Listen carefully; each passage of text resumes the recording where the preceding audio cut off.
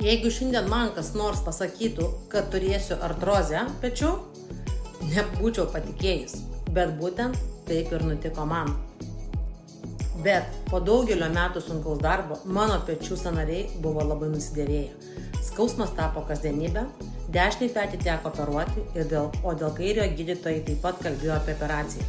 Tada supratau, kad turiu pradėti rūpinti savimi dar labiau, į savo kasdienybę įtraukiau reguliarias mankštas, daugiau dėmesio skyriau mitybai ir pradėjau vartoti kokybišką rekomenduojamą gydytojos kolageną.